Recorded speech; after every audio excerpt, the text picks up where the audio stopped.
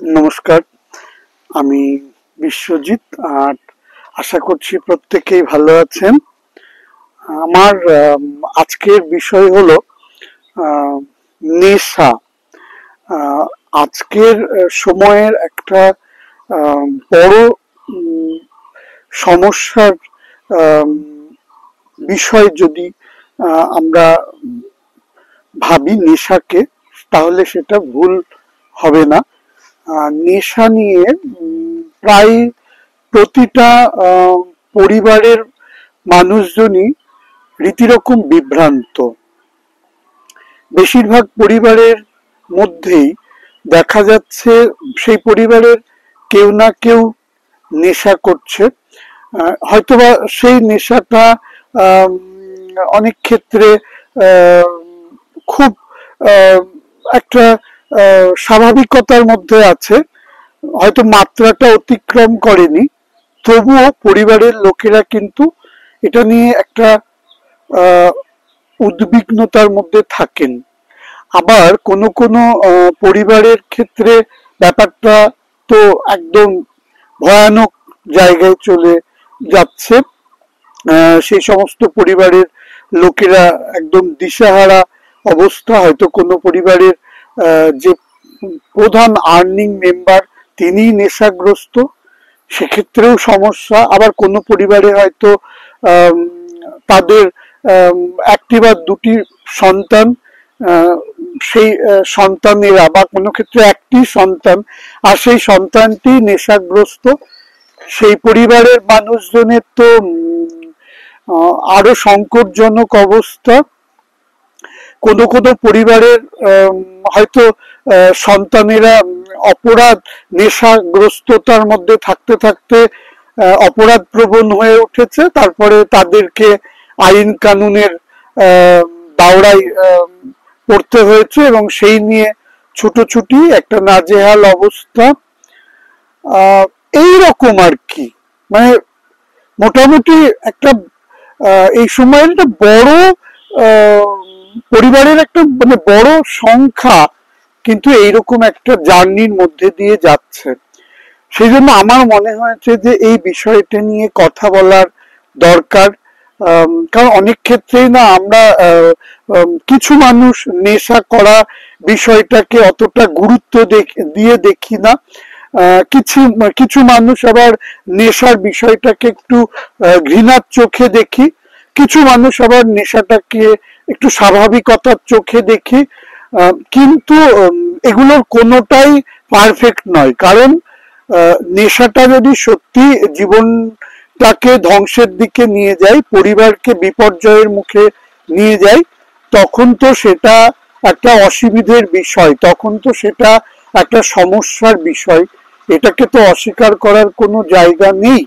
সেই জন্যই আমাদের দেখতে হবে যে এই নেশা থেকে আমরা কিভাবে বেরিয়ে আসব, নেশা থেকে বেরিয়ে এসে কিভাবে সুস্থ জীবনের মধ্যেই বা আমরা আসব।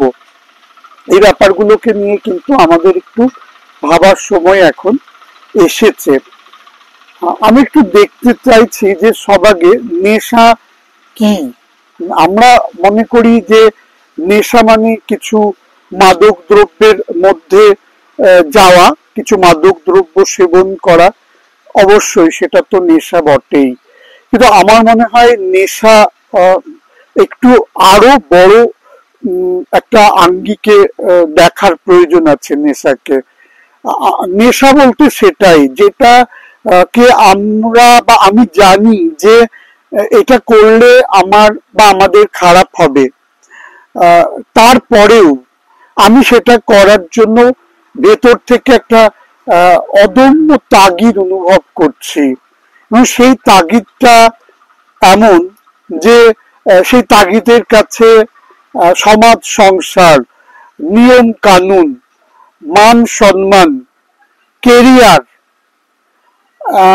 এমনকি জীবনটাও বটে তুচ্ছ হয়ে যাচ্ছে।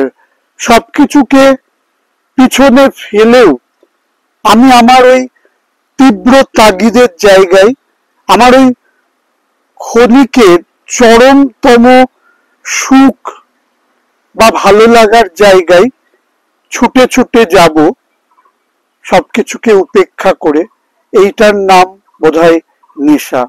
সেটা মাদক দ্রব্য ছাড়াও কারোর কারোর জীবনে অবাধ যৌনতা হতে পারে, পর্নোগ্রাফি হতে পারে, জুয়া হতে পারে, আরো কিন্তু অনেক কিছু হতে পারে যেগুলো মাদক দ্রব্যের বাইরে, কিন্তু সেগুলো এক ধরনের নেশা। আমি তো অনেক বড় ভুল করছি, কারণ এই মুহূর্তে মোবাইল আসক্তিটাও কিন্তু সাংঘাতিক বড় নেশার মধ্যেই পড়ে।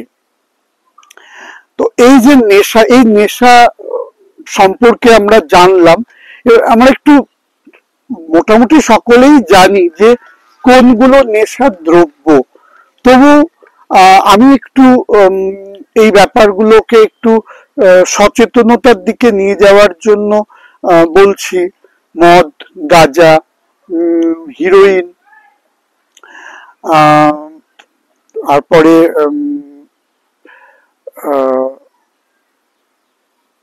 ভাং, সিগারেট, বিড়ি, এরকম আরো অনেক কিছুই নেশার দ্রব্য রয়েছে। তো এই নেশাগুলো যখন মাত্রা ছাড়িয়ে যায় তখন কিন্তু আমরা খুব ভয়ানক পরিণতির মধ্যে চলে যাই। এর পরিণতিগুলো খুব মারাত্মক, কারণ যারা নেশা করে সেই নেশারু শব্দটা যদি ব্যবহার করি, এই নেশারুদের পরিবারের মানুষজনরা কিন্তু ভীষণ খারাপ অবস্থার মধ্যে থাকে। আজকের দিনের যে পারিবারিক অশান্তি, পারিবারিক হিংসা, সেটার একটা বড় কারণ কিন্তু সাংঘাতিক পরিমাণে নেশা করা।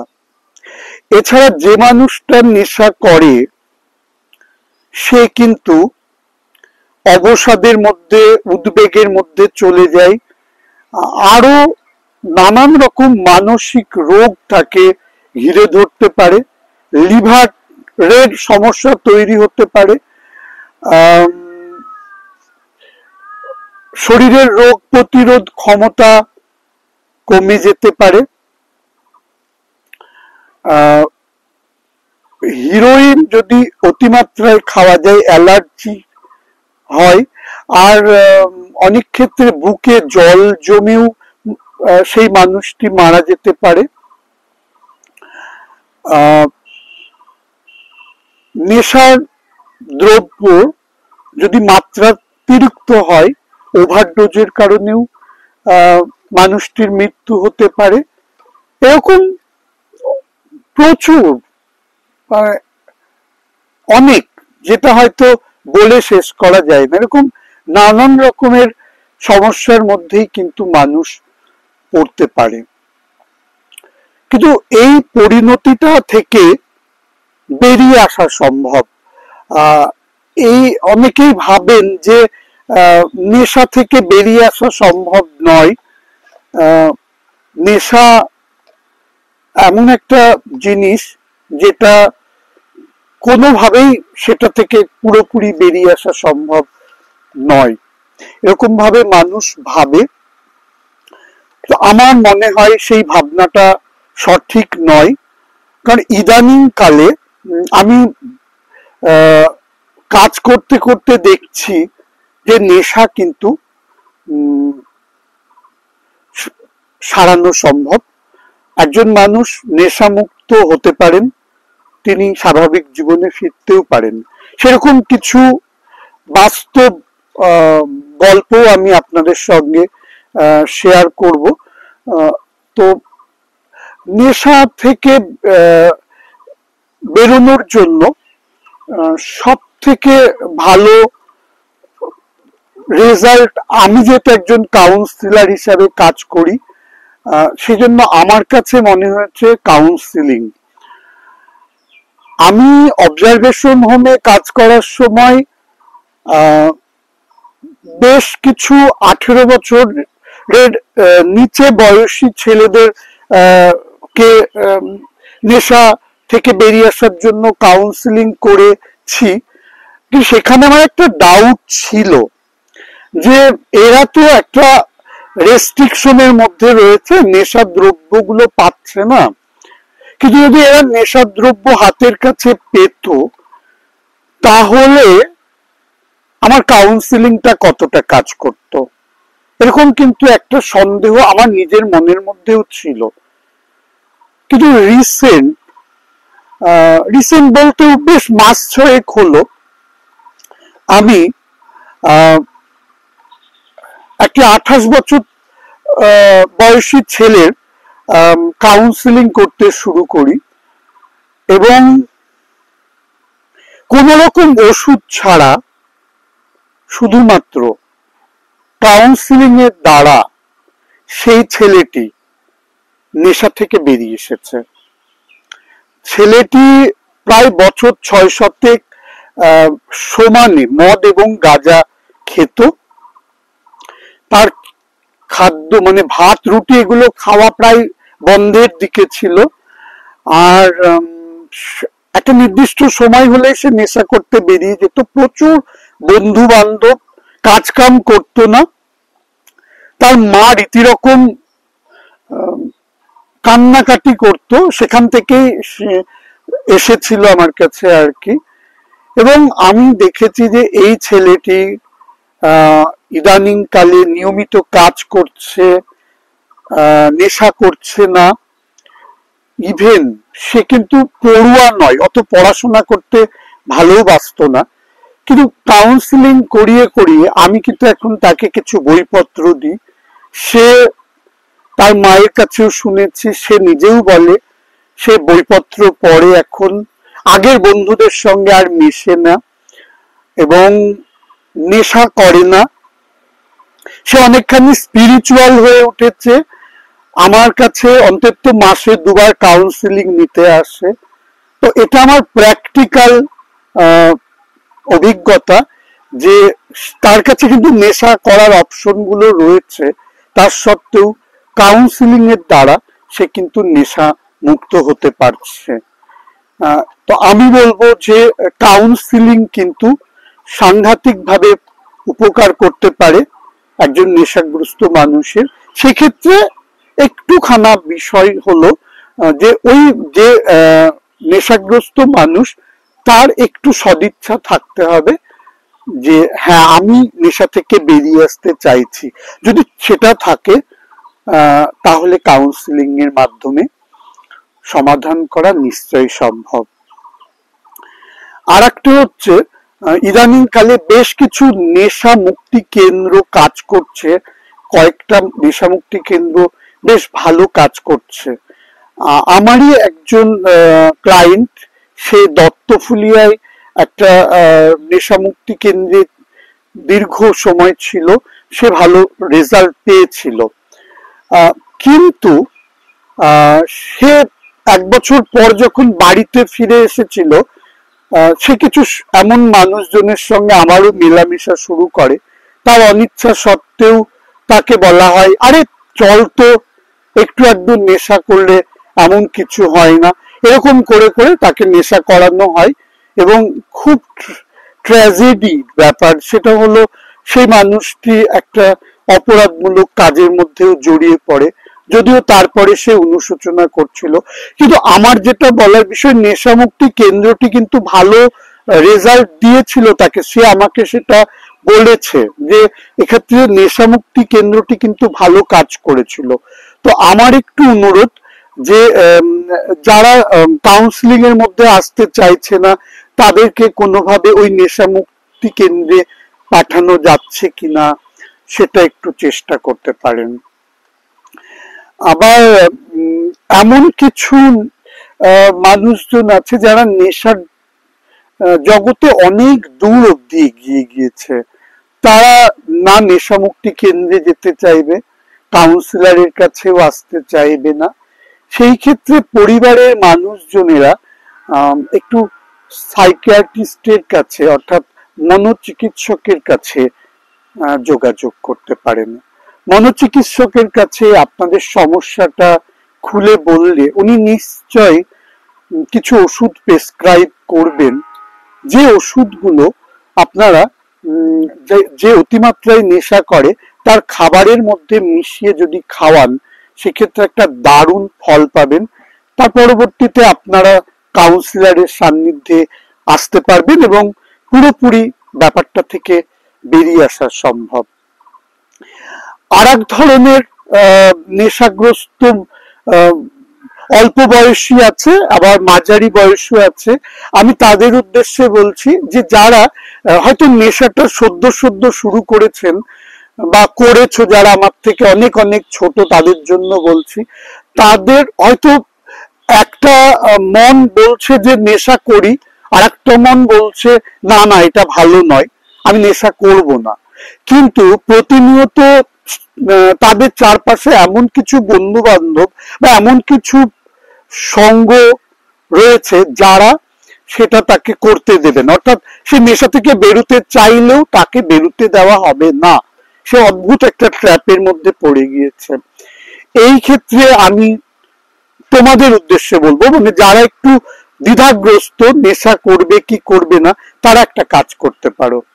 দেখো, সঙ্গ ছাড়া থাকা খুব মুশকিল, কারণ না কারোর সাথে তো তোমাদের মিশতেই হবে। একটু নেশা করে না তাদের সাথে একটু বন্ধুত্ব করো। মানে এবার কি হবে দেখো, যখন তুমি এমন কিছু বন্ধুদের সাথে মিশতে শুরু করবে যারা নেশা করে না, তখন তুমি তো তাদের কাছে তোমার সময়টা দিয়ে দিলে। এই ক্ষেত্রে কি হলো, যারা তোমাকে নেশা করার জন্য ডাকে তাদেরকে তুমি আর সময় দেওয়ার মতো সময় পাবে না, আর যারা নেশা করে না তারাও কিন্তু তোমাকে একটা ভালো রকমের সাপোর্ট দেবে। দেখো এই সময়ে যেমন আমি মানছি যে বেশিরভাগ মানুষজনই নেশা করছে, কিন্তু একটা বড় অংশের মানুষ কিন্তু নেশা করছেও না। আমি কিন্তু সেই মানুষগুলোকেও চিনি। আমার চারপাশে অনেক অনেক মানুষ রয়েছে যারা নেশা করে না। নেশা না করে তারা কিন্তু অনেক ভালো রয়েছে এবং অনেক ভালো কাজ করছে, মানুষের জন্য কাজ করছে, নিজের জীবনে উন্নতি করছে, বড় বড় লক্ষ্য রয়েছে অনেকের মধ্যে, তারা সেগুলোর মধ্যেও যাবে। তো এগুলো কিন্তু সম্ভব। অর্থাৎ তোমরা একটু, যারা এখনো ওইভাবে নেশাগ্রস্ত হয়ে পড়নি, তোমাদের সামনে একটা দারুণ সুযোগ রয়েছে একটু ভালো বন্ধুদের সাথে মেশা। এটা একটু করে দেখতে পারো। আর যারা আমার সার্কেলের, অর্থাৎ যারা আমি করিমপুর থাকি, যারা করিমপুরের আশেপাশে রয়েছে তারা আমার সাথে অবশ্যই যোগাযোগ করবে। আমি হোয়াটসঅ্যাপ নম্বরটা শেয়ার করেওছি দু একটা ভিডিওতে। আজকের ভিডিওতে আমি হোয়াটসঅ্যাপ নম্বরটা শেয়ার করব। তোমরা হোয়াটসঅ্যাপ করো, তোমাদের সমস্যাগুলো বলো, প্রয়োজনে তোমরা আমার সঙ্গে কন্ট্যাক্ট করো, কাউন্সিলিং নাও। আমি তোমাদেরকে ধরে নাও যে আমি গ্যারান্টি দেওয়ার মতোই একটা কিছু দিচ্ছি যে কাউন্সিলিং এর মাধ্যমে নেশা থেকে বেরিয়ে আসা সম্ভব। যারা নেশা থেকে বেরিয়ে আসতে চাইছো, যে পরিবারের লোকেরা নেশা থেকে আপনার পরিবারের মানুষদের নেশা থেকে বার করে আনতে চাইছেন, তারা আমার চারপাশে যদি থাকেন, করিমপুর বা তার আশেপাশের গ্রামগঞ্জে যদি আপনারা থাকেন, আপনারা আমার সঙ্গে যোগাযোগ করুন, কাউন্সিলিং এর মধ্যে আসুন, নেশা থেকে বেরিয়ে এসে সুন্দর একটা জীবনযাপন শুরু করুন। সকলে ভালো থাকবেন। আমি আশা রাখছি যে আপনারা নেশা থেকে বেরোতে পারবেন।